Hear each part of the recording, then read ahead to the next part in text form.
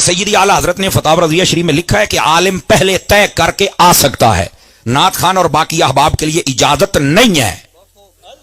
उसकी वजह भी लिखी है, इस वास्ते कि अगर नात खान नात ना पढ़े तो दीन का नुकसान नहीं होगा। हाँ, अगर आलिम तकरीर ना करे तो दीन का नुकसान हो सकता है, लोगों के दीन का नुकसान हो सकता है। इस वास्ते आलिम जो टाइम निकालता है अगर उस टाइम का इजारा करके आए तो जायज है।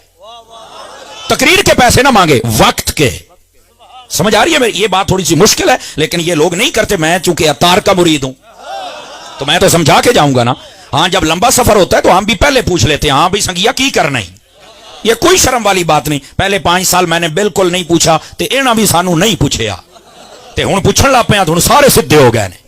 नाराज तो नहीं है आप हजरात? ये बताने का मकसद ये होता है कि अब अपने ज़हन से निकाल देना कि ये सब कुछ लस्सी पर ही चलता है।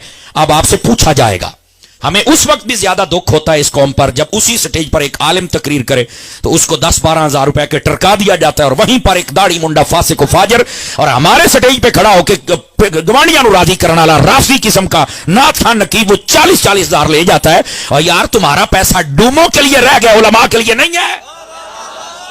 तो इस वास्ते थोड़ा सा सोचा करें, जिसका हक है वहां पहुंचाया करें। समझ आ रही है मेरी बात? कोई नहीं आ रही?